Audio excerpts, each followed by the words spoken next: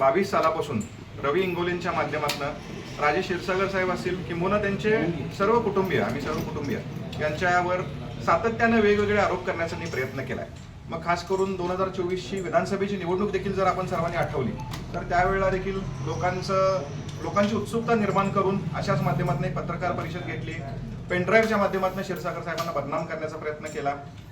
2000 आता ही नुकतीच पार पडलेली महानगरपालिकेची निवडणूक असेल त्यावेळेला देखील काही ऑडिओ क्लिपिंग्स आमच्या बाबतीत शेअर केले, काही पत्रकं वाटली. पण लोकांचा क्षीरसागर कुटुंबियांवर, क्षीरसागर साहेबांवर हा विश्वास आहे. आणि मग आज जे आमच्यावरती आरोप झालेत ते नुकतेच झालेले आहेत त्याचा मी काही कायदेतज्ञांशी बोलत आहे. कायदेतज्ञांचा सल्ला घेऊन चांगल्या पद्धतीनं कसं या गोष्टीला सामोरं जायचं ते आम्ही पुढची दिशा ठरवी. लोकप्रतिनिधींना अशा पद्धतीनं कसं जाणं योग्य आहे का, त्याला परवानगी आहे की नाही हा भाग त्यांनी वेगळा म्हणलाय. पण लोकप्रतिनिधी अशा पद्धतीनं जाणं योग्य नाही असं म्हणत अगदी कुटुंबियांवर टीका केली. बघा, राजकारणात अशा पद्धतीच्या टीका होत असतात आणि सातत्यानं जर एखादं ठरवलंच असेल की दुसऱ्याला आपल्याला बदनामच करायचं तर अशा पद्धतीचे आरोप प्रत्यारोप होत राहतील. मला वाटत नाही त्याला फार ह्या बाबतीत मी एंटरटेन करणार आहे.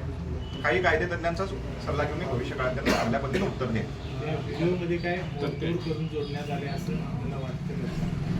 अजून मी देखील तो व्हिडिओ बघितलेला नाही आहे. फोटो मला बघायला मिळाला होता पण मी व्हिडिओ बघितलेला नाही आहे. ज्यावेळेला मला व्हिडिओ दिसेल त्यावेळेला मी साधारणतः पूर्ण अभ्यास करीन.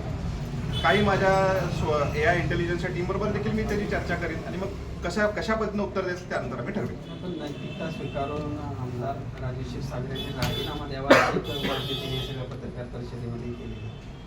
मला वाटतंय त्यानं जी आज पत्रकार परिषद घेतली त्याला काय फार मी महत्त्व देत नाही आणि जोपर्यंत काही लोकांचा मला सल्ला येत नाही तोपर्यंत मी ह्या विषयात फार बोलणं योग्य समजत नाही. आणि जनता ठरवत असते ना, ही लोक कोण ठरवणार? जनता ठरवत असते. जर जनतेचा आमच्यावर विश्वास असेल तर जनता त्याच पद्धतीनं पाठीशी राहते. 2024 साली देखील इतक्याच मोठ्या प्रमाणात बदनाम केलं होतं तरी सुद्धा क्षीरसागर साहेब हे इतक्या मोठ्या प्रमाणात विरोधक असून सुद्धा चांगल्या मताधिक्यानं निवडून आले होते. माझ्या बाबतीतही तोच करण्याचा प्रयत्न केला. सातत्यानं क्षीरसागर कुटुंबियांना बदनाम करण्याचा त्याचा प्रयत्न आहे आणि आम्ही अशा गोष्टींना भीक घालतो. कायदेशीर कारवाई करणार.